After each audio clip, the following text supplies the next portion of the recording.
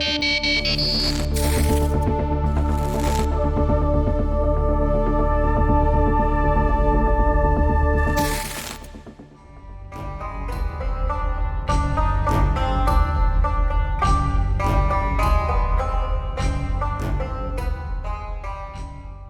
to We Have Spoken, episode 6 of season 2. This is the podcast discussing our favorite Star Wars show, The Mandalorian. In this episode, we'll be discussing Chapter 14, The Tragedy, written by Jon Favreau and directed by Robert Rodriguez. It aired on December 4th, 2020, exclusively on Disney+, and we're recording this the same day. My name is Dennis, and I'll be your retcon foundling for this journey. With me, as always, is my prequel apologist, Ricky. Heyo. Welcome, Ricky. Hey guys. You ready to do this? Oh yeah, this is a fun one. This is a good one. All right, we got a special one this time around. We don't just have one guest, we have two. So let me get to introducing them really quick. My first guest is a nerd I've known for about half my life, actually more than half my life. Yeah. Wow. He was my first college roommate, and we have spent a lot of time watching Star Wars together. Welcome, Clarke. Hello, everyone. Glad to be here. Nice. So happy to have you. We moved you around a couple times, but we finally got you on the show. All good. Yes. Yes. And then my second guest is someone I've known for not quite as long as Clarke, but maybe too long still. He is quite the Star Wars aficionado, and I'm very happy to have him on this show together with us today. He currently is working at digital gaming as a producer at Lightstorm Entertainment. Welcome, Travis. What's happening? Welcome, man. I can't wait. I'm so I know. We got a lot of collective Star Wars knowledge here. We do have a lot of Star Wars knowledge. Lifetimes. And I think just so that our people tuning in have the opportunity to know how much, I wanted to kind of ask you guys a question, or I think Ricky was going to ask the question too. Ricky, I'll let you do it just so that Yeah. I'll kick it off to Travis and then Clarke, but just a simple one, man. What does Star Wars mean to you? What draws you to this universe? Wow. I'm a creative professional. Like Dennis said, I'm the vice president of gaming at Lightstorm Entertainment, and I've been in entertainment my whole adult life, since I was 18, and it all started in 1977 when I saw Star Wars. I can definitely assure you that, like, I knew nothing about science fiction or fantasy or anything before I sat down at 6 years old and watched Star Wars, and it forever changed my life. Wow. So everything is what Star Wars means. Which movie does it for you? Which one's the cream of the crop? It's The Empire Strikes Back. I've told a lot of people this story, so I'll tell you guys too. It's like, I saw The Empire Strikes Back in Baton Rouge, Louisiana, in a theater named after a Confederate general. Right? Mm-hmm. So now you have this black kid in the South watching a movie where a little green man, like, told you everything that you needed to know about life. When the scene where he lifts the X-Wing out of the water and explains to Luke, like, don't concern yourself with all this, right? That doesn't matter. What matters is your belief. And then when Luke says, I don't believe it, he says, that is why you fail. And I can't tell you how many times that has given me life throughout life. And so to get that message in a theater named after a Civil War general who didn't think too much of me or how I looked, or I mean, come on, man. I appreciate that story. Yeah. Thank you. Awesome. Clarke, top that. I was too young for Star Wars. I did not see it in the theaters, unfortunately. But Star Wars has been my mythology for my whole life. Anybody who does a cursory study of George Lucas and how he makes films knows that he's copied the Greek trilogy, the hero's journey. There's a lot of literature that's built into Star Wars, and I've actually studied it in college classes about science and technology and literature.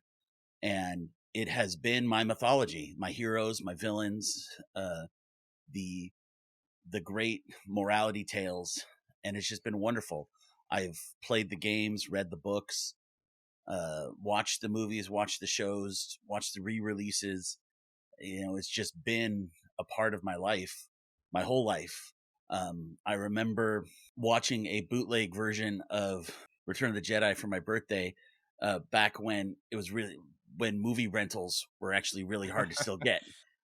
So yeah, now we're going pretty far back before Blockbuster and other stuff. So my friend got a VHS copy of Return of the Jedi before it was in the rental places, and we watched it from Ribbon, and it was just So for me, Return of the Jedi is the one that floats my boat the most, because I love the endings that it brought. I love the climaxes that was there, the stories that were finished. I love the triple tale at the end where you had the three different battles going on, and the redemption story, and Luke finally coming into his own. That was the culmination. Empire Strikes Back is incredible. I mean, watching, if you can get a copy of the despecialized version and just watching Empire Strikes Back at how amazing the filmmaking was, it's monumental. So I got nothing bad to say about any of them. Except so the it's ones been Ricky likes, right? I mean, those are my Star Wars. That's my I know. defense. Oh Yes. man. I know. I mean, I just none of y'all said episode 9, so I think we're all good from this point on. that is correct. Yes. I would not say episode 9. So I think that we're was a good. we're saving. Well, calm look, there. episode 9 was still good. There's great pieces in it. Mm, Yeah. I mean, we did a whole show. This just is the shitting on warning that of movie. getting off track right at the beginning. It's fine. Don't worry. That is a landmine. I can fix it in edits. Yeah. It's fine. I just appreciate that both of you guys were able to just let everybody know. And and there is one more introduction I always have to do before we move on. We have our fabulous producer Lindsay, who is wrangling the dogs and making sure that this is a quiet space while we record this. She is truly bringing balance to the force, so thank you for being behind the scenes right now. Bravo. Yes. Thank you, Lindsay. With that, I think it's time to talk about this episode. If you noticed, I did start off right away by talking about writer and director. I just think that was a really important thing to point out for this particular episode. The big guns.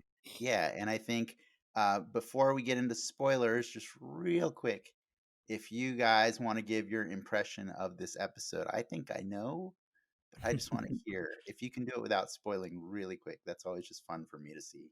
For me, it was. I told you this before we were prepping this show. Like, it felt like a anime or something. Like, it's a short episode. It's like 30 minutes long. I would say not a lot happens, but a lot of like tropes. The bad guys show up. You have the fodder. You have there's I don't say a twist, but it just felt very cartoonish in that way, in a good way. I liked it, but it was a nice, tight, solid show. Some of my favorite people are cartoons. I would say that this is the episode that I've been waiting, that had to happen since they announced the Mandalorian, and this is the episode that weaves this series together with the rest of Star Wars mythos. It really starts to weave it in directly, but without forcing. Like, I'm glad it took its time into season 2, but this is the one that everybody knew had to happen eventually. Yeah, I'm just gonna say, like, you know, if I got a word for this episode, is just gains. Like, you know, and I'll get a little bit deeper into that when we get to the spoiler, portion of this. But I can say that although when people said, "Hey, man, this was a short episode," I honestly did not notice because I was like, holy cow, man, they like got right to the Mhm. red meat. And I appreciate that. So, some episodes you feel like, oh, look, they're just drawing it out. Look, they're traveling, they're doing this, they're doing that. And this one was just like, bam. And so I appreciated that. It was like, this is your hour show without the filler. It was like what's the one 2 weeks ago, the one where they go to the base. That was another short episode, but solid. It was just Yeah. packed to the brim with story and action. Gains. That down. Gains. I think I know you guys are just dying to get to the spoilers, so I think I'm going to give my hot takes in the spoiler section. So for anybody who has not watched the episode, I love that you're tuning in here, but it's so weird. Like, Yeah. mom, I love you, uh, but I need to get you some Disney Plus for sure for Like, Christmas. I think that's what's got to happen. We're gonna move into spoilers right now, and apologies to anybody who has not watched the show. I'm gonna give you my spoiler recap of the episode, my quick hot take spoiler recap, and you guys can tell me how on the mark I am. I think this episode is the one where Mandalorians play capture the flag while Dave Filoni cleans up Boba Fett plot holes. yep. Yeah. Yeah. That's what I said. It had to uh, happen. They couldn't have a show called The Mandalorian and not address at some point Boba Fett. Just couldn't happen because the whole point, we wouldn't even have this show if it wasn't for Boba Fett, for still Yeah. his popularity. And so to finally have Boba Fett and the unquestioned real Boba Fett is now part of this show, and thankfully now we can move on. Now we can have this. I'm so glad it finally happened, and that they took the time and that it fit, and they teased us with it and stuff. And now here it is, Boba This Fett. Boba Fett got out of the Sarlacc. There it is, official. This All is right. something that Dennis, we talked about this like our first or second episode, and I had always like, what is Boba Fett a Mandalorian or just a dude that has Mandalorian armor? And No, I went to no, the that's not how the conversation went. The conversation went more like, "Hey, I read on this website the Boba Fett that," fan site. and I said, "Screw your website, screw your fan site, because those people are not paying attention." They were quoting what Governor Olmec, who's the freaking bad guy in the Clone Wars story, as the only source that said that Jango Fett was not Mandalorian. And I'm like, dude, the guy ends up in prison at the end of the episode. Why are you relying on this guy's accuracy of the truth? And so yes, I am you finished telling your version of the story, Ricky, but Well, I I do mean that finish. was it. I countered the other way. Long story short, I watched this episode. I watched the episode at midnight when they launch. Immediately after this episode was done, I went back to that site and checked their FAQ again, And they said and Dennis was right. they updated it. Yes. They said, "Oh, we checked with Dennis, and apparently, Mandalorians they decided that Boba Fett and Jango count." Which Yeah. I don't care what their website said. I always said, like there's no reason, like the whole point of the show is showing you that there's different definitions of what a Mandalorian is. Mhm. But we all know as fans that if you're wearing that armor, you're a Mandalorian. And so I appreciate what Clark said about this episode, because as much as there's things I don't like about it, I do acknowledge that yes, it had to happen. It did, Mhm. because you're right. Without Boba Fett, and without, I mean, as a kid, he was easily my favorite character. Like, I mean, he's just awesome and cool looking. Once we got into Ricky's Star Wars movies, They kind of ruined Boba Fett for me. Django was cool. No, he's not cool. So But yeah, I appreciate that this episode happened and it's out of the way now, like Clark said, so that we can just enjoy news stories and we can actually build a cool mythos around this Boba Fett who, remember, all of the old stuff has been removed from canon. So as much as attachment as, any different fan might have to all those stories, they don't exist yet in the new world.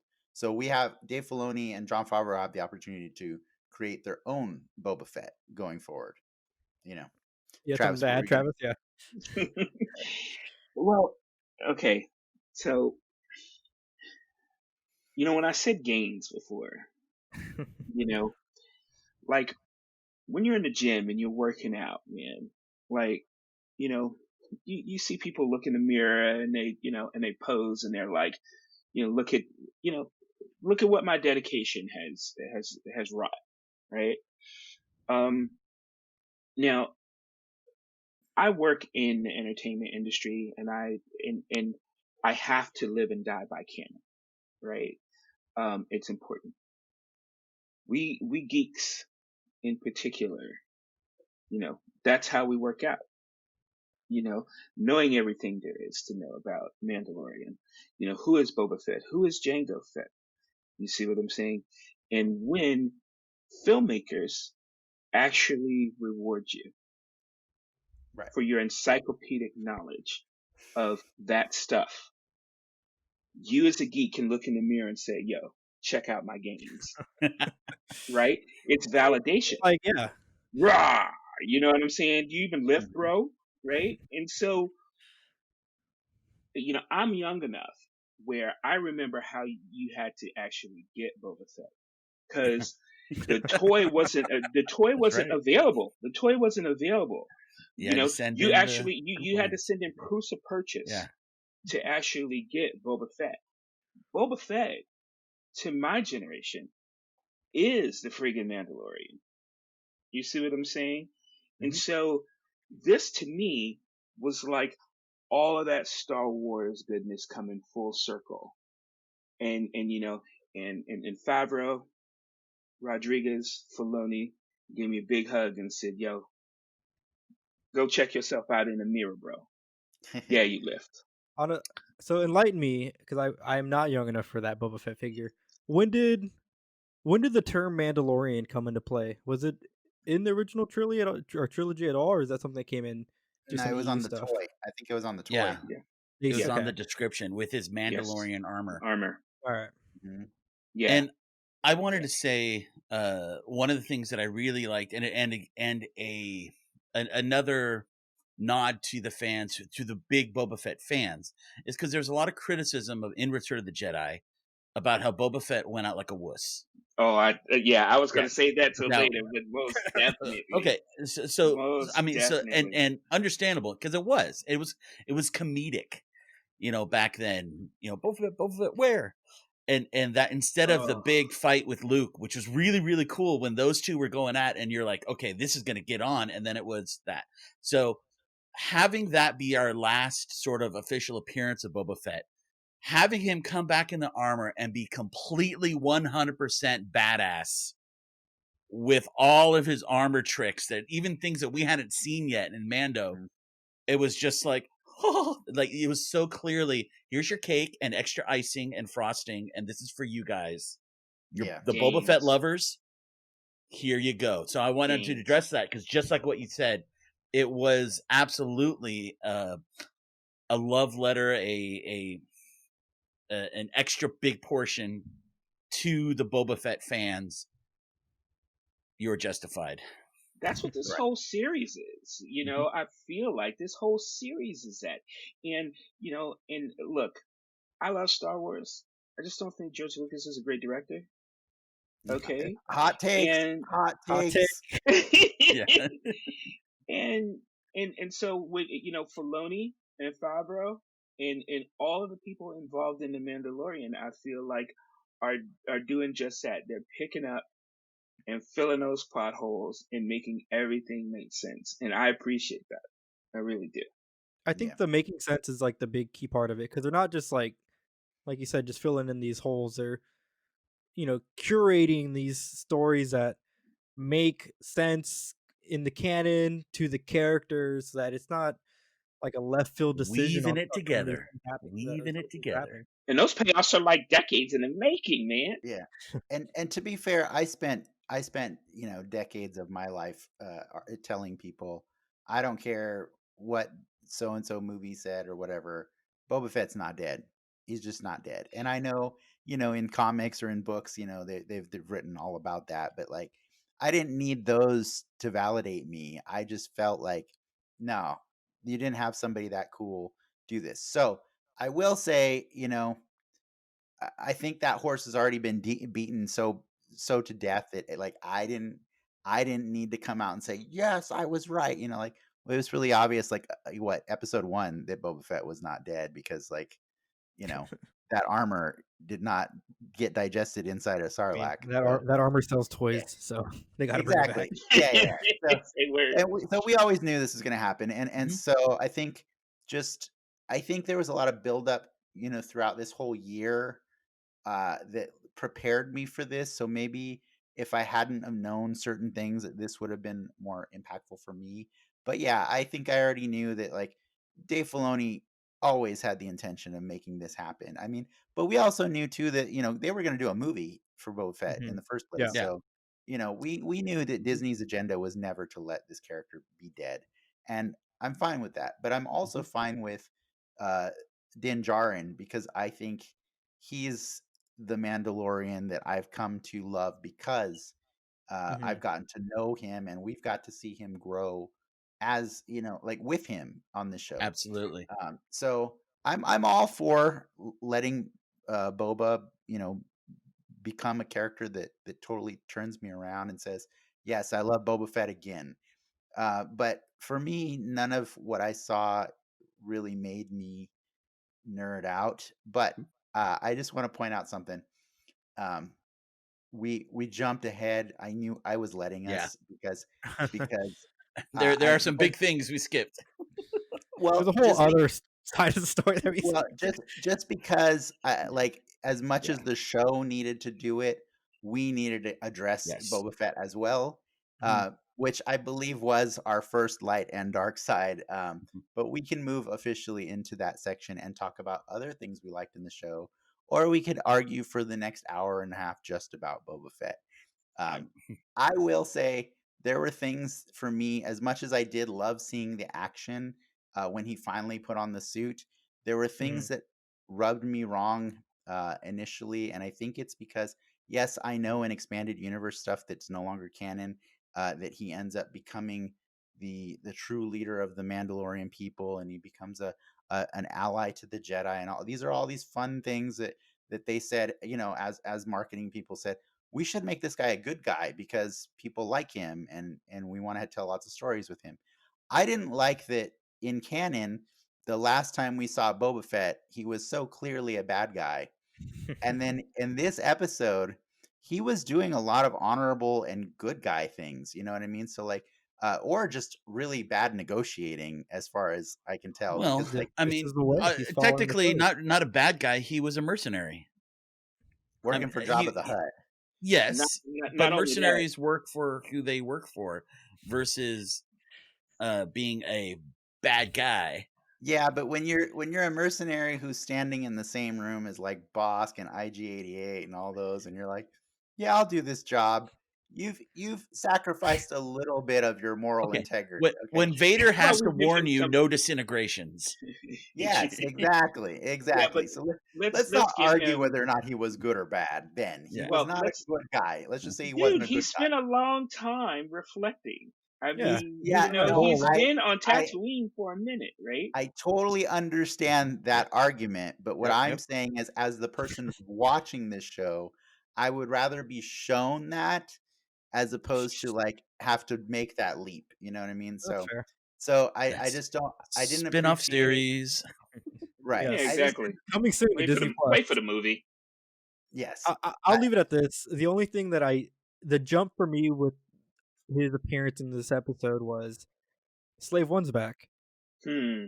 I feel like that throws a wrench if you kind of start thinking about it. I you think yeah, that was the most wonderful way to bring him into the show again. you had the ship the whole time, and you chose to stay on Tatooine. You Yeah, didn't that was weird. Yeah, there's a lot smoke of questions. Cobb Vanth. Yeah, A little there's weird. there's there's a lot of questions to that. Like, so you had the ship, you knew Cobb Vanth had your armor. I'm confused here. Like why did you feel the need to track Mando all the way to Tython to get your armor back? And then you bring a sniper with you who you tell the sniper to sneak around back and point their gun at this little baby. And then you start a negotiation with the Mando to get your armor back. We'll put our weapons down if you put your jetpack down. And I'm like, Yeah, that's not how he knows you what's up. negotiate. But I'm saying, like, that felt a little forced in that really the point of that line was to make sure that he didn't have a jetpack later to save Grogu. Because he had a jetpack, you know what I mean? Like, Yeah. I like that was just a weird thing. Like, no, why don't you all agree to put your guns down? Because that's normally what you do in a standoff. So I thought that was a weird a negotiation tactic. And then the other one was like the fact that Fennec actually, yay, Ming Na's back. I was happy about that, by the way. But Fennec pointed out that, that kid is worth 10 times, Mhm. 10 suits of Beskar. And I'm like, yeah, but Boba Fett, you're you should just kill Mando. There's really no reason not to. So I was trying to understand story wise why he's not doing it, and I know we'll get that later, Mhm. but it was a disconnect for me because it was like, you're a good guy, Boba Fett, and that's weird to me because I'm not used to seeing that, and that's A good fine. guy who's about to kill a baby. Yeah, You who think has a gun pointed at a baby? Yes, someone should tell him, like, someone should fix your jetpack? Because Boba Fett's jetpack is busted, right? Like, it was busted in Return of the Jedi, That shit's and old. Mando actually exploited it in the episode where he just bucked it the same way that true, that it got true. and home the homeboy Maybe took that's off. why he didn't use his. You know what I mean? Yeah, Can we talk about Grogu going like full Avatar mode on that rock? I He's like mean, glowing. that was pretty amazing. Like I really love that kid, and I just love seeing all of this crazy force that he's doing. And I also really love that we got to see in the end of that episode, when he was going really dark with those powers. Like, that's exactly what Ahsoka Tano warned against, right? Is that he has this attachment, and we're seeing the price of that attachment because he's. I mean, do you disagree? What do you think those dark powers he was using were? I mean, there was obviously Sith powers. I Well, felt. force push and force pull Mhm. are generic Jedi powers. It's how you use them. And he was using them in a dark way. I mean, because you've seen Obi-Wan Kenobi and And he was choking the Qui-Gon. dude, right? No, he was holding them up and then smashing them together. Basically, like using the figures going like this, but using the force. Now kiss. Yeah, yeah. But so saying those generic force powers. So in Jedi Knight Dark Forces 2, which is the first time that you got to play as a Jedi, that was one of the funnest things that they put in the game, that you could pick up stormtroopers and sort of smash them together. And so I thought that was kind of hilarious that they put that in. But I think Dennis is right. It shows that, well, we have no idea what his moral center is, because he's 50, but he's still a baby, and he was torturing those stormtroopers. I mean, we've only seen him ever use, for lack of a better word, force defense, and he was Yeah. clearly using force offense in this No, situation. well, I mean, it was still defense that they were trying to get to him, Mm, he's a but child. he wasn't protecting yeah, himself, though. Yeah. He was hurting the others. I think there's Yeah. He's a that's the child. difference. He's a child with an immense amount of power. Yes. yeah. Oh, And clearly he hasn't been taught, like, what's right and what's wrong, or at least he hasn't absorbed it, right?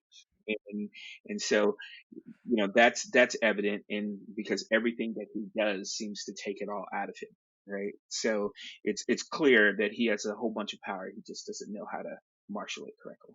I want Yeah. like a bright burn Baby Yoda or Baby Yoda series.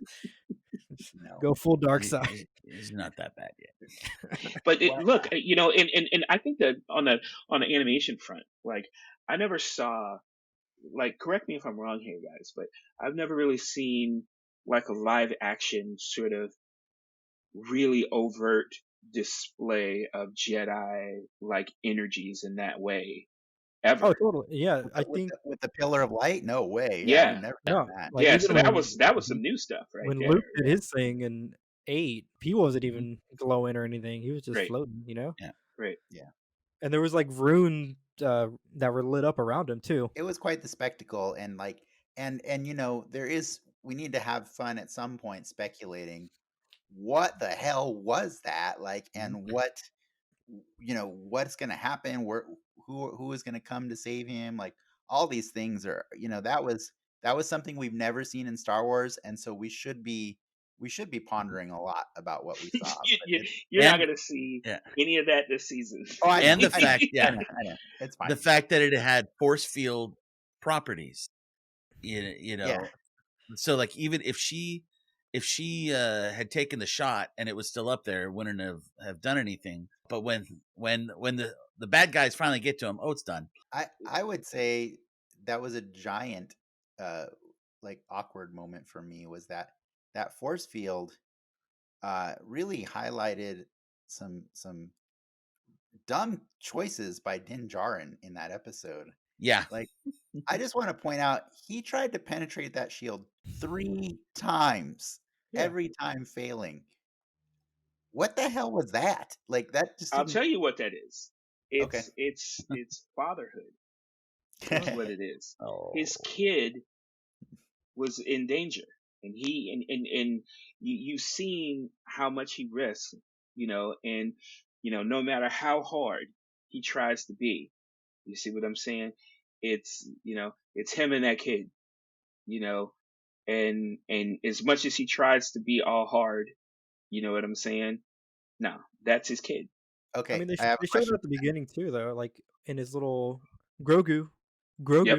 in the beginning of the Yep. episode. Like That part he was kind of got adorable. Straight up proud of him. He's I straight up love proud of him. I loved it. But what part of fatherhood was the part where he leaves his car door open again? well. Again, he leaves his car door open. He did that last week too. He was in What a good about neighborhood. what about Well, he always parks it in the middle of nowhere. Like, who's gonna Who roll the up? yeah. what about when he lets Like a Fennec get the convertible. drop? How does he let Fennec get the drop on him? Look, That I mean, was he's not magical. I know. I'm just saying. Like, here's one more that I know Ricky had mentioned to me before too, but Mando sure forgot that his jetpack has a remote control feature in that episode, didn't he? Yep. Yeah. Yeah, because he could have easily saved that kid a while ago. All I'm saying is that I didn't think of that as a perfectly valid plot device. It is. I mean, we see bonehead moves all the time. Yeah. I also thought it was weird how, like, I mean, they've been showing it gradually throughout the season, so I think this is going to pay off at some point, but he's getting real sloppy with that Beskar. He is just he is like letting people shoot him. Yeah. Plot He's like, armor. hold on, I'm human shield. And it's like, dude, you are Well, gonna that's get... why It's Boba kind of Fett like didn't shoot him, like, cause he knows like that thing will like f me up if I shoot at it, But it's like Superman, who's I'm invulnerable, so he keeps just standing there, and then they'll shoot the kryptonite bullet. And like, oh, maybe I should have paid attention to what they're shooting at me. I just want to point out something that we didn't really talk about last week, but like, for somebody who didn't know what a Jedi was until the armorer told him, he's really lucky putting his arms up to block a lightsaber worked. That's true. That is true. That is It's true. very true. Yeah. He's really lucky Beskar did a thing that he didn't know it does. Well, I don't know. I just don't a know. flesh That's wound? probably on the label. It's probably on the label. Yeah, but It's he... a You know what I'm saying? I mean, laser. that's a good selling point. You know Yeah, what I'm it is saying? a good selling point, Protects but you from lightsabers. I don't think it blocks against E-webs, which made a Yeah. reappearance in this episode, which is really cool. Mhm. Do you guys want to talk about those stormtroopers, by the way? Which ones? Oh, all the dead ones. The murdered ones. It's There's a lot of stormtroopers fit in those yeah.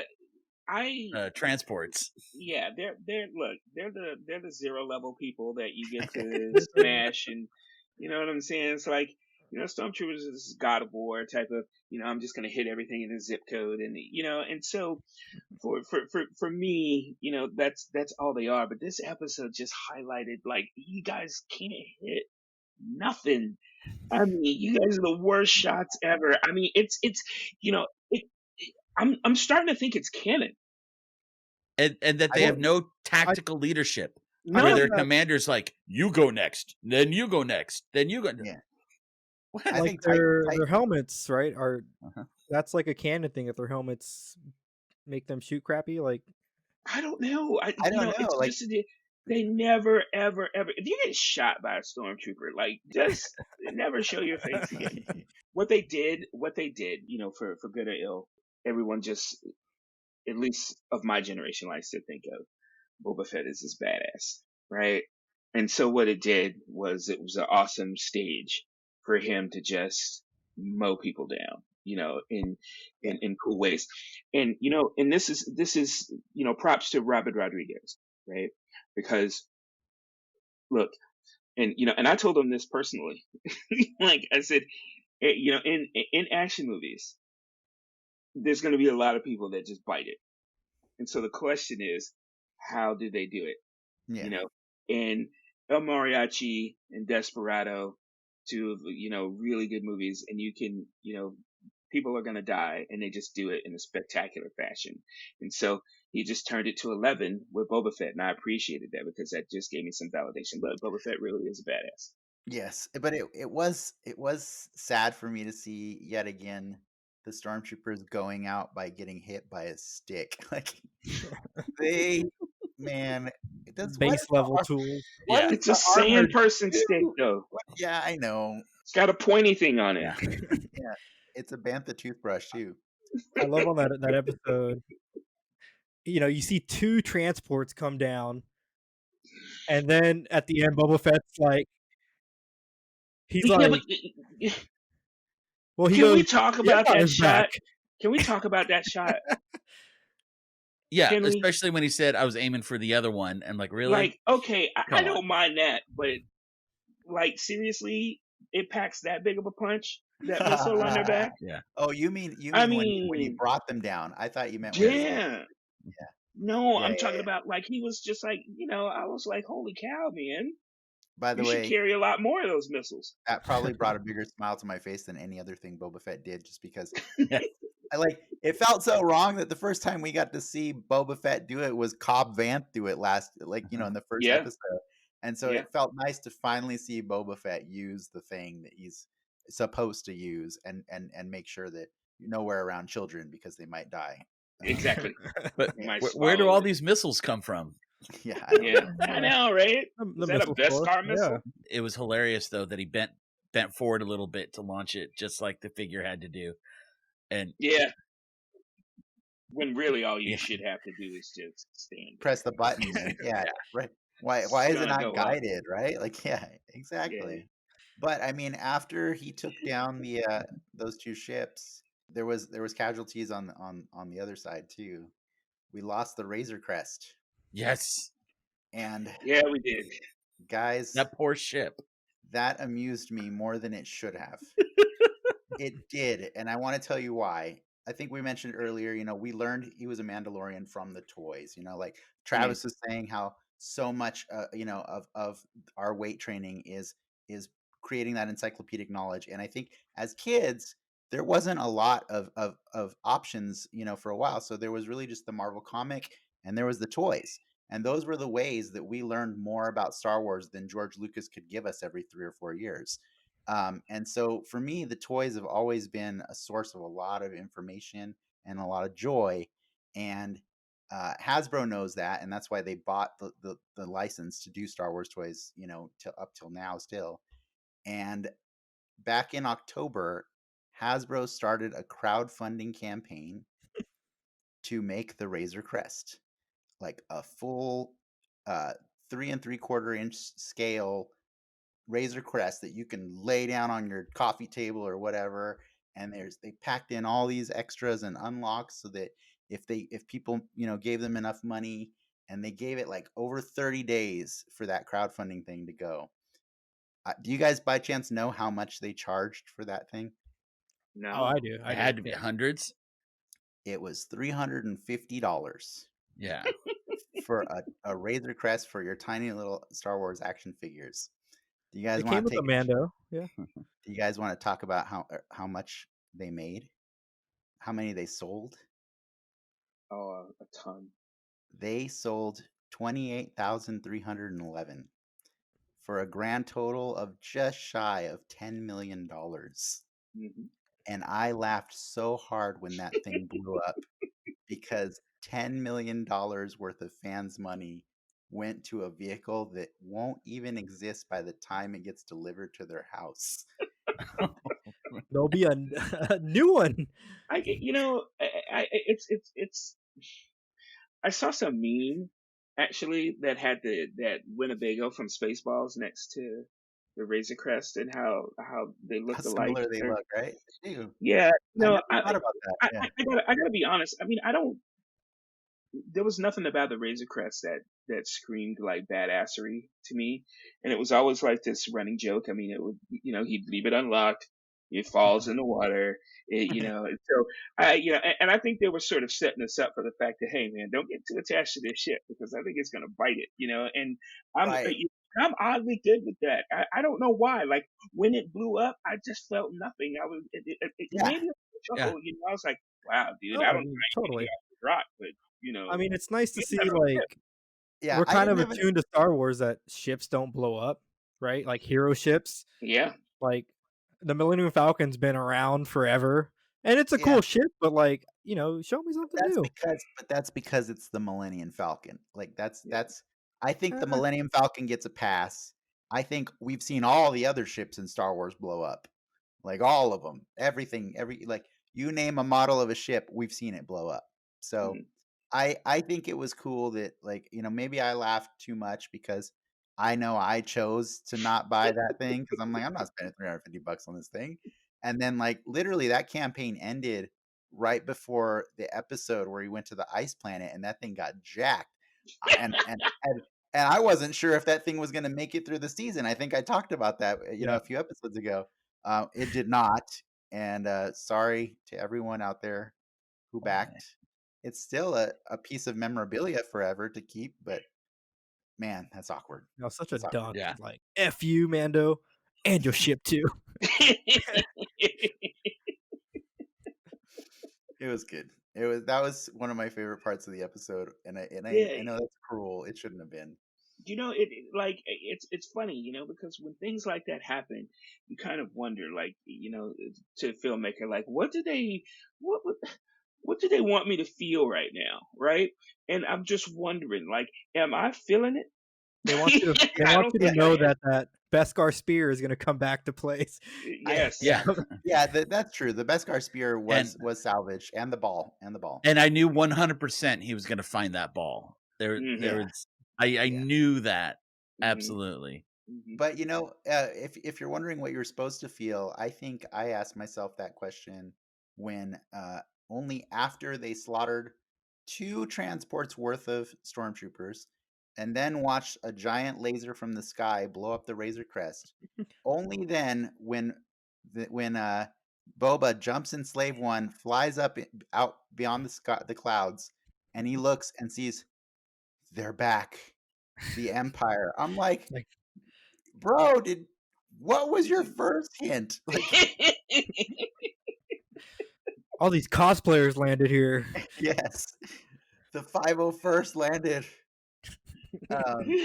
And since you just mentioned that, I have to say again, I know Slave One has some stealth abilities, but seriously, the Imperial ship is right there. The ship pops up right below it, right after chasing their prize. They don't even do a shot off. They don't even No, notice it. I'm like, look, they didn't even care. They you didn't know, care. I don't know. Yeah. So as I've mentioned before, like in a previous episode, like the sum total of Boba Fett on screen before this show is maybe 10 minutes tops, Yeah. right? Like Hmm. at best 10 minutes. One of the few things that we know he is super good at is tracking. Like and Hmm. being Yeah. patient, right? And so yes, that was illustrated in this episode, or reinforced rather, because I've been tracking you, Mandalorian. Like, bro, you could have shot a tracking device at that cruiser before they jumped into hyperspace as well. Boba Fett felt really useless in that moment on Slave One. I was like, okay, you just got reminded that the Empire's back, even though there's been tons of evidence of that this entire episode.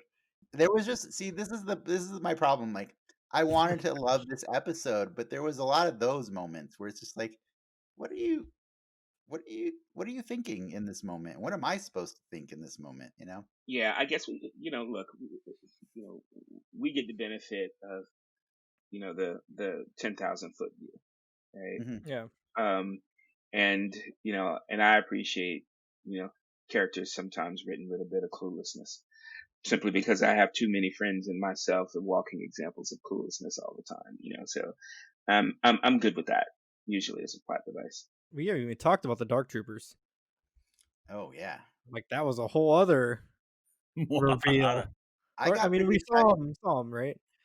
I got Yeah. pretty excited about that, and I got pretty excited specifically because I knew that today I would be recording an episode with Clark, and I knew that that probably gave him the giddiest of joy. That was, I mean, that was my moment for the Boba Fett is cool, but the Dark Troopers, finally seeing them in action, I was super thrilled, and I was like bouncing. And so, just to give a real quick history of them, back in 1995, and just before that, in 1993, there was a game out that most people know called Doom, first-person shooter, started stuff. It was huge, and LucasArts, which was known for their flight simulations, was like, we want to get in on this. So they made a game called Dark Forces, and the first episode had a character named Kyle Katarn actually steal the Death Star plans.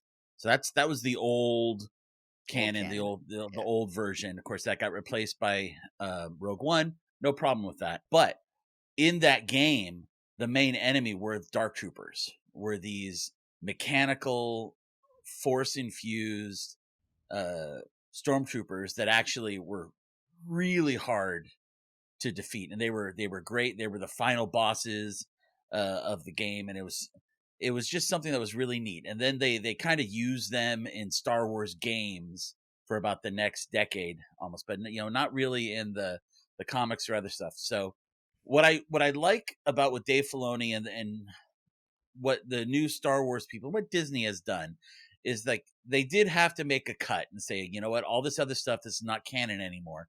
But what I really like is they haven't ignored it. They have taken little bits that can come through and place them here and there. And so this was another one where it fit.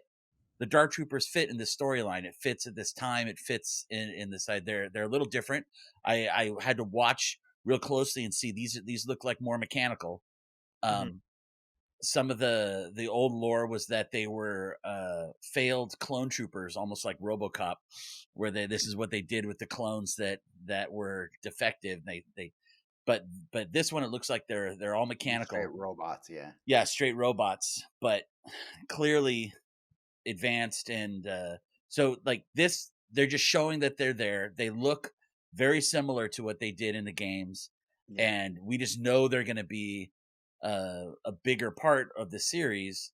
But it's a worthy adversary, so Yeah, that's I what's know exciting to see. he didn't even get to fight him, right? They were just No. so effective at their job, and he would just completely forgot he has a jetpack that can help him. So they just swooped in, captured the flag, and they were out, and that was it. That was, so it's a tease, right, for later. It's Yeah. like we'll Mhm. we'll let you have them later. And I also thought it was a nice little tease too that the comms officer was there again. Yep. That was somebody that Frank had gotten excited about a few weeks ago. She's clearly a recurring character now, reporting directly to Moff Gideon. So we're getting teases of, the final fights coming in the next Mhm. Mm-hmm. two episodes or maybe seasons to come and stuff like Yeah. that. Like they're setting up their own little rogues gallery and stuff. So it's really cool. You got different level bosses. So Yeah. Dark Troopers for sure. They're gonna be back. They can We're hit not- their target. Believe me. Yeah. How do you guys Yeah. think they're gonna wrap up the next 2 episodes? Like a Hmm. 2-parter, or are they gonna? Yes. Oh, it's definitely a two-parter. Just like last Probably, season. probably all about getting Yeah. Grogu back. Yeah, you can tell. I mean, the band's getting back together. Right? All I know is you're gonna see all these people again. we're getting Bill Burr. Yes. I was Oh, so yeah? happy. I was so happy. You saw that at the end, right? Like when they were going through Oh the yeah. The rap, went he's he trying to. went to go he needs to break out Mayfeld. That's what he wants, right? He wants that guy because that guy is the guy that's going to help him. Effective. Yeah. I was so Yeah. happy. Like for I me, mean, I'm happy for the pick, but that's a weird pick, I guess, for Mando, right? Like this dude is clearly no, racist. not as much as Clearly. he's racist. He's really racist. That's not we're not doubting that. But they have their function, right? Sometimes you can go see a Star Wars movie in a racist named movie theater. Theater. Yeah. and Robert have- E. Lee Theater. Oof, Such a oof. weird way to honor him, I guess, right? Yeah.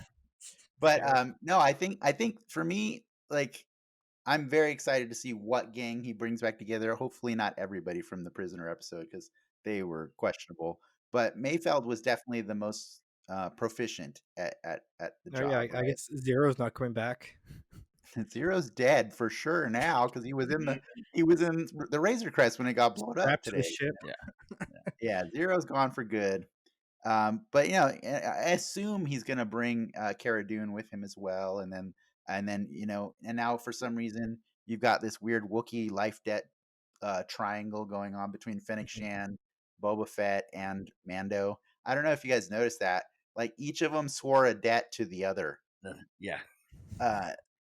So like they all owe each That other. chain letter going on. I know, right? It was pretty funny.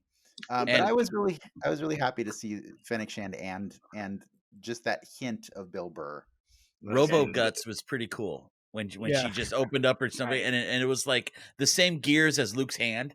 I'm like, wow, that's just I guess the gear function that I know, right? that Tatooine has replaces really good your health body. insurance. Lindsay I'm just saw happy that. to see Ming Na again. You know what I'm Yes, saying? exactly. Like I anything. love her. Like she almost got me to watch Agents of Shield. Oh, she is probably one of the best parts of that show, but it is rough. Yes. It's rough. I think- Yeah, Lindsay saw those Robo Guts and she was just like, "Wait, so how does that work?" And I just said, "Dude, it's Star Wars. Just go with Yeah. it. Just go with it. Like, it's not her whole body. It's probably just That's- that part, Like, That's why Star Wars is fantasy, not science fiction. Amen. exactly. Yeah. This reinforces my Mace Windu theory from last week. Like, I honestly think that's the one who Grogu reached out to, I guess vice versa. And I think this will set up a nice meeting, I guess, between Boba Fett and Mace Windu again. Because I feel like they have to have Luke appear at some point. I don't know. How do you do that? How do you basically just set off a Jedi Gosh. bomb? I don't think Mark And- Hamill and- would do it. And I don't. Well, so we can get into that too, right? Does it need to be Mark Hamill?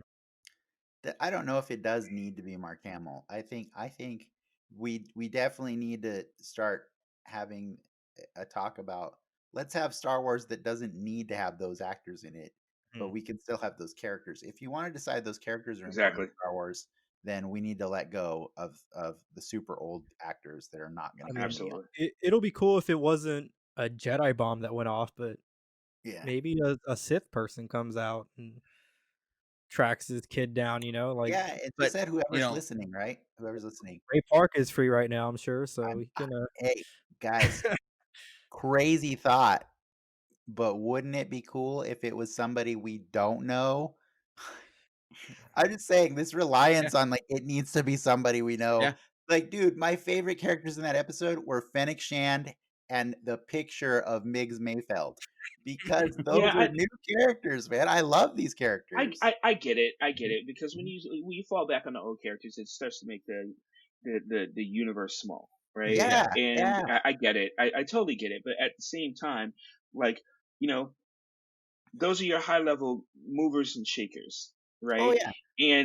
And so that's what I'm saying. So if you set off this, this huge beacon, like, And some it's not going to be tier low Jedi level comes. characters. Yeah, it's not going to be a low level. Hey man, I Okay. just finished. Well, what if it doesn't okay, I'll agree it doesn't have to be a low level person, but Yaddle's gonna show up. what if it was somebody else on the council that's not, a high profile actor? Like what if it was Kiadi Mundi? I Okay. think he died for sure, but like, I'm just saying like what if it was Mhm. one of those other ones that we've always seen on the council but, never got to shine? Like that would that be bad? I mean like No, I Then think I'm going with Ricky here. It needs to be Mace. now to be fair, I totally supported Ricky's theory last week. I would love it to be I mean, it Mace. makes sense story wise. It'll set up a cool meeting with Boba. Sam Jackson, I'm sure, is Yeah. He's not too big to there. do that. He's not too big to do that. I He's mean, on set Sam, for the Nick No, Fury no, show. no, Sam that's loves doing that stuff. And yeah. by the way, exactly. Sam was in Agents of Shield, just so you know. Oh, I know. That was like the one episode I saw. Yeah, yeah. So he knows he'll get down to that level, right? Hey, I write don't him a think it's, check. He'll do I it. don't think it's really stooping if you're on a Disney Plus No. show, right? Yeah. I mean, if you're on an ABC show, though, that's It's a stupid. pretty good gig. Yeah, he did. He was plumbing it on an ABC show for sure. Touche, Ricky. Touche. Yeah. I can't say I can't say that the biggest thing for me is okay. Moff Gideon is definitely like Wu-Tang. He is not to be after it, right? I mean, he's got his ducks in a row. Like when he comes on the scene, he gets it done. Like, like every time you have seen Moff, he has not lost. Yeah, but Except then the why first does time you saw him. Not really. When in the cantina, there's 3 guys in there, and he takes the whole time to set up the cannon, and he has a whole battalion of stormtroopers, and they still get out. He doesn't like getting his hands dirty. Yeah. That's why he sends You see what I'm saying? stormtroopers to Troopers in there to constantly take the raise. heat. Those stormtroopers that he sends, like, I don't know. I think you're giving him a little more credit than he deserves because he wastes a lot of stormtroopers' lives. You don't Like, care about that. I know we don't That's care that's about how. that, That's what. And but what they're I'm just saying is, stormtroopers. They'll make more. but they don't really help him achieve his goal either. It's not until like he sends a dark trooper in or something, like, or he does it himself. When he does things himself, for sure, he gets it done. Like, But no, he's a good bad guy. I mean, I'm I looking just- forward. And to I just seeing want, more, yeah. like I just don't, I don't want him to go out like a sucker. Yeah. You know what I'm saying? I don't think he will. I don't No, think he will. it's Yeah. got to be. I want him to epic. go out in a fight. I don't want the ship to blow up. I don't think he's Yeah. going out Yeah. this episode. I don't think he's going out this season. No. Oh, no. Oh no. no. Yeah. I could see him being a series boss. I mean, I could see No. Thrawn taking Okay, I will. I have to Thrawn's understand. Thrawn's gotta arrive at Eh, some point. yeah. You know what I'm saying? I will Where's say my baby? Thrawn is definitely the level up from Moff Gideon. But as far as I had mentioned this before to Ricky. I think not on the show, but I think the real if there is a real final boss to this show, I think it's the Armorer, guys.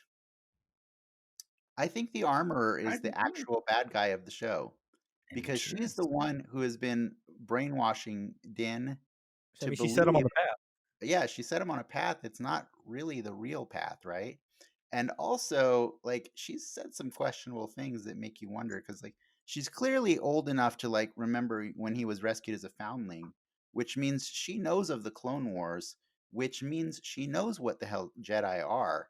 So it's really weird when he asks her what a Jedi is, how she's like, "Oh, there's ancient tales." No, the Jedi were like running things 20 years ago or 30 years ago or whatever. You know what a Jedi is, Armorer. They're still ancient tales, though. That's not. Yeah, I know. Yes, exactly. You're not From a wrong. certain point of view. Yes, but I think it's her, and I think story wise it makes more sense because Moff Gideon was introduced in the second to last episode of the first season, and I'm saying as a story goes, that's a weird place to put your main villain. Do you know what I mean? But Well, do you remember what episode the Armor appeared in? the first one. Yeah, First, third, and the second to last or last? Mostly the important I mean, they have episodes. the same amount of screen time. Yeah, that's I my don't, guess. I don't know if That's my I don't guess. know if it's a good strategy to I like, give your main antagonist, if you're talking about the armor to like, hey, let me Deck you dress out. my enemy up in the best armor in the galaxy. That's not a Well, wise I move. mean, all she has to do is maybe. hit him with the "This is the way," and he'll just stop. Yeah, exactly. She can take him down with her words. You know what I'm saying? Like, do you remember how she commanded that entire room filled with crazy, angry Mandalorians? To Like, chill out, yeah, that's yeah, true. I think that would be the fun, hopefully, twist that would be way down the line. that could be interesting. Mhm. Yeah. How about you, Clark? Where do you think this is going? I think that the armor would be interesting. I don't think that's the main thing. Whether or not they bring Thrawn in, is are they going? I mean, they're supposed to do other Star Wars series, but Obi-Wan is separate and stuff. Are they going to want to branch off of this, or is it going to be self-contained? If it's going to be self-contained, then that's why I think Gideon is about like this level. But if they're going to have this be the foundation of a new Star Wars side story, then yeah, somebody bigger would probably come in. Mhm. Right, but we got to remember that like as long as Din is on this show, it's still his show, right? He's Yeah. the Yeah. Mandalorian, and so like for him to have a satisfying story, um, that villain needs to be somebody that's personal to him, right? What if And it's so Grogu? sure, it could. That's a good one too. That'd be weird, really weird, but it would be emotionally impactful. Yeah. That's why I think Moff Gideon is fun. But I think Moff Gideon and Din just get in each other's way, right? I don't think that like they They don't can got sit beef with What each if he other. becomes Darth right. Gideon? Mm, but but Din doesn't care about that. He doesn't even know what that means. And you know what I mean? Like Doesn't. he doesn't even know what a dark saber is. So like that like I Moff don't think we Gideon, know that. I don't know if we Moff, know that. I think we do. We But know he Moff, can block it. yes.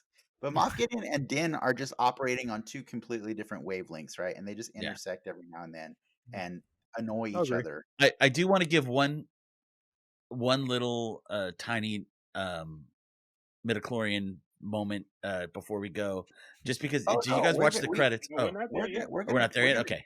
Oh, if you would like to, we can definitely talk about the little things that just don't matter to anybody, They're kind gonna of like matter. midi-chlorians. They're coming back. Ugh.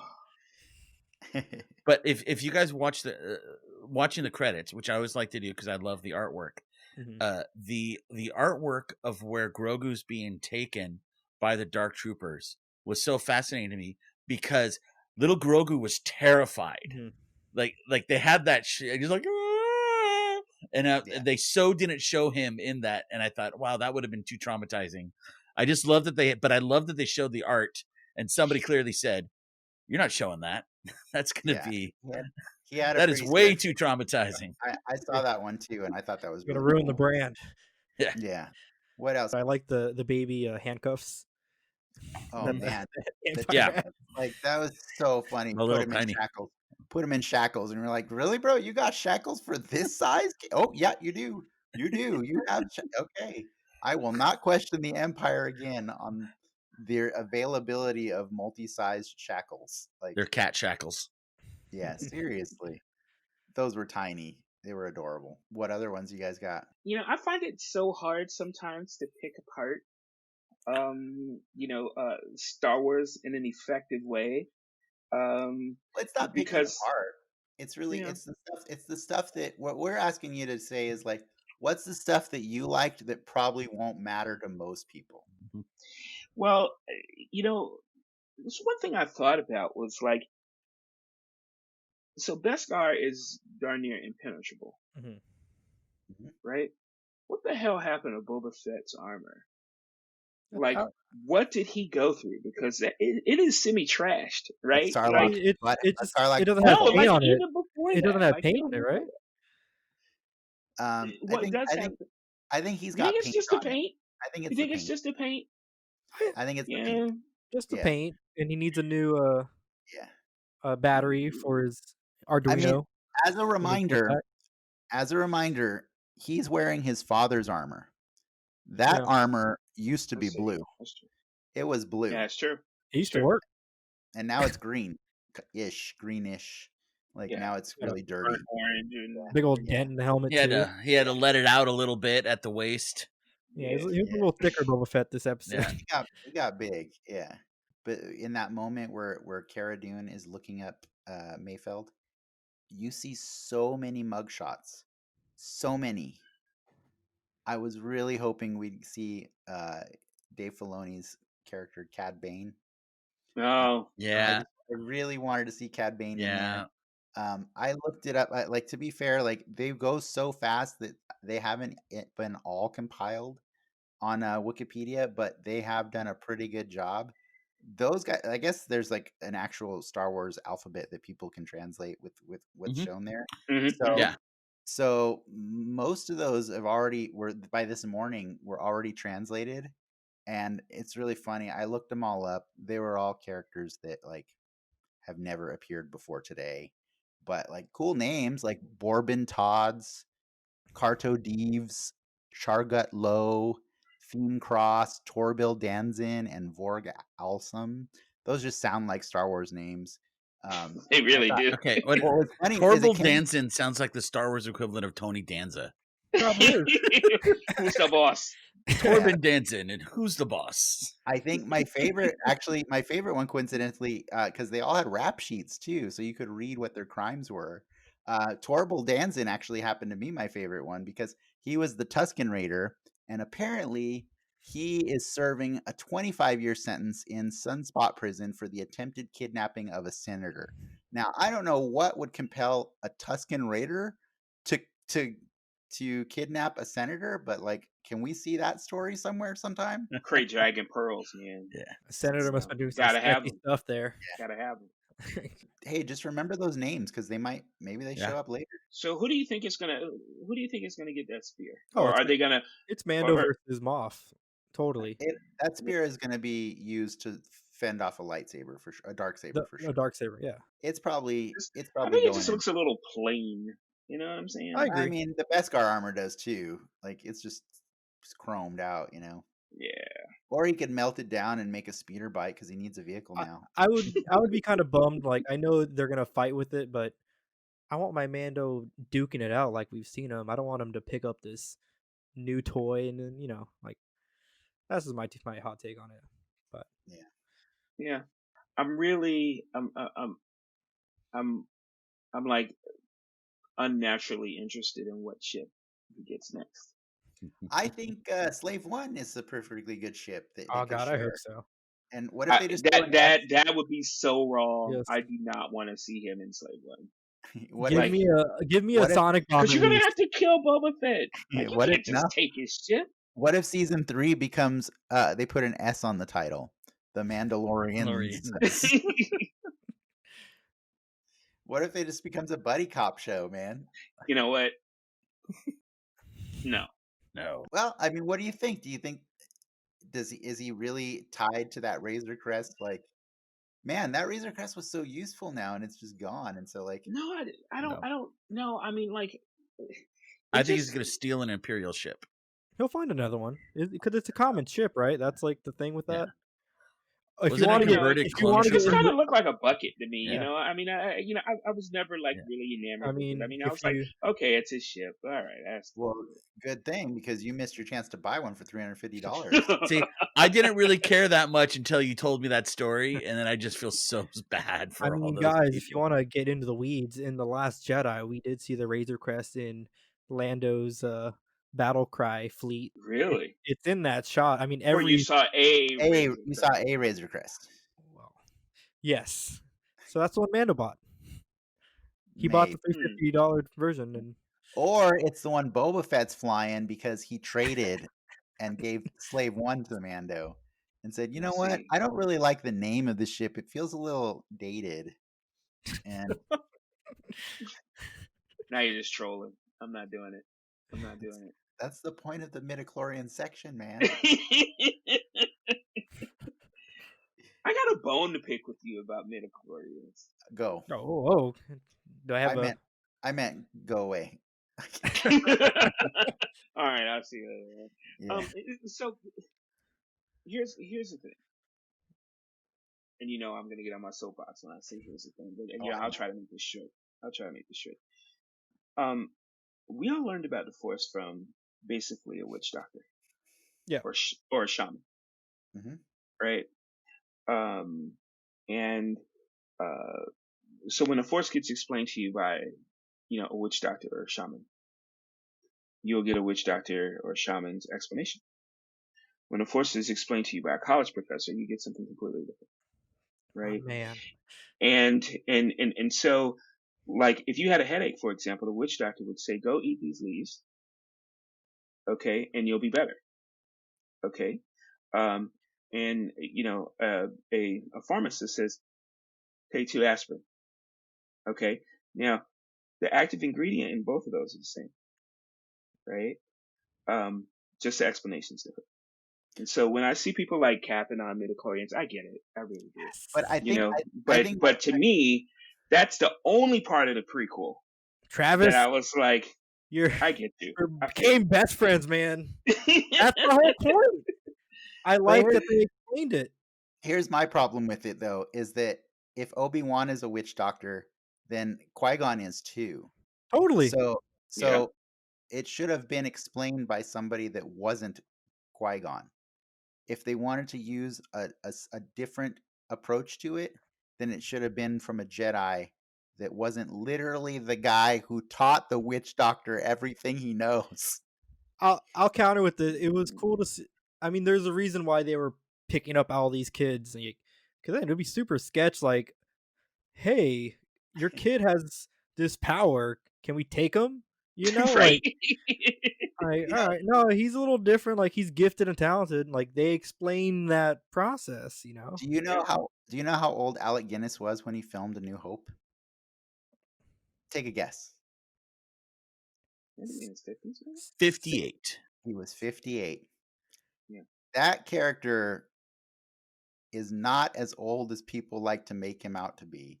He is not going to forget the things Qui-Gon taught him. On top of that, in Clone Wars, we learn that Qui-Gon has actually been hanging out with him on Tatooine this entire time as a Force ghost, teaching him, continuing his teachings.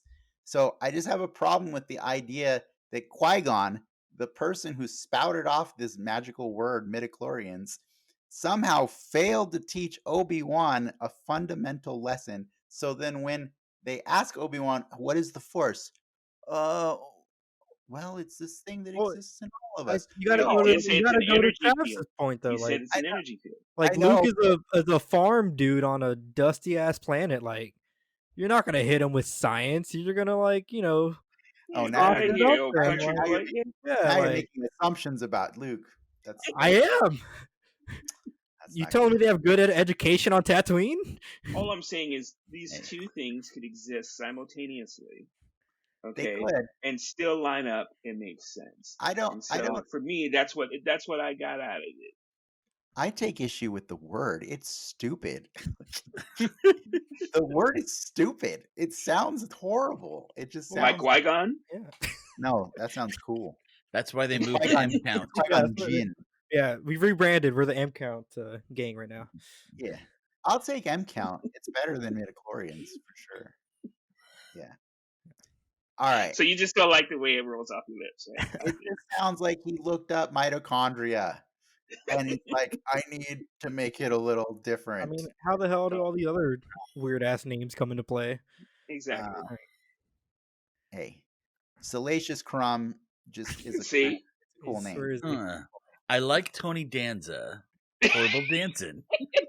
Horrible Ganson. I mean, literally, Mo Nasty is like from the new episodes from a Beastie Boys song, right? See? Like, yeah, no, it's That's cooler than mitochondria. But I'm you know not- what? When you were saying like this sounds like a Star Wars name, come on. Let's keep it real here for a second, okay? It's always a pinch of ridiculously in it. Yeah. Right? Yeah, no, it is. like, It is. what can we Okay. copyright? So you make it just cool. went from a pinch to a dash and you didn't appreciate it. Is basically Yeah. what I'm hearing. Yeah. That's it. And that Qui-Gon was his teacher for this entire time. So One of his teachers. No, he was the teacher that stayed with him on Tatooine. That's in canon. It's in Clone Wars. Well, Yoda was still hanging out too. But like not hanging out all the time. I'm sure he was. Yeah, but he was alive, so maybe But he had also, some other things that he could teach you. there's Like another breathing, like there's another Obi-Wan, try that. Yoda's yet another time that somebody could have mentioned to Luke what this is. Nah. We're gonna wait. We're never gonna say the word. We don't like the word. That's what Obi-Wan and Yoda decided together, They had to Ooh. rebrand after the Jedi fell. Ooh, trust your midi-chlorians. Exactly. If Luke, if Pull them together. Luke got two teachers that both rejected that notion, you have to wonder why. Because it's a dumb word. All right. Beautiful. I think that's how we're gonna end, or I'll cut that entirely. Oh, keep that in. This was great. Keep that in. Travis said the words that I could not.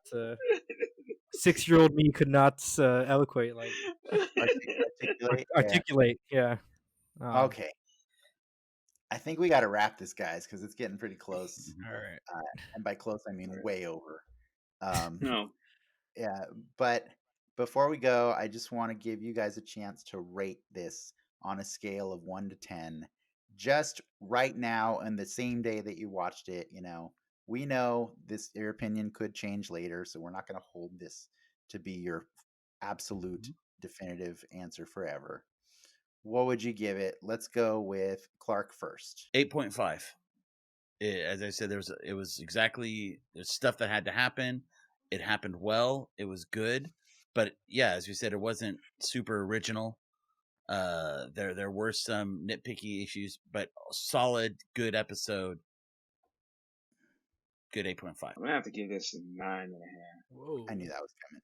Once again, this validated, a lot of my nerddom, a lot of my geekdom, that has been like years in the making, and I fully admit to it, right? And I want to save the 10 because I think that this series has a 10 in it, and this came really close, and I'm thinking that if there isn't a 10 in this season, it's in the third season, definitely. The 10 is when Armorer shows up, kills Boba Fett, and says, "What up? I'm the bad guy, bitch." I was gonna say Frog Lady. Frog Lady comes back and saves the day.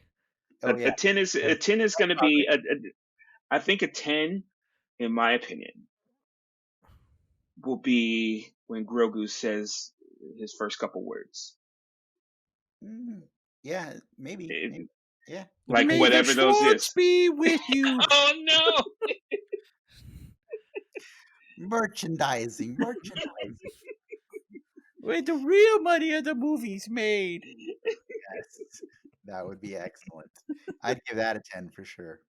All right, 9.5 from Travis, and then Ricky, what do you got? It's a 7, and I don't think that's knocking it. It was a solid Mando episode. There were some little leaps and bounds this episode made plot wise that I hope they fill, But as for the thing that had to happen, I like how it played out, and I'm excited to see where it goes.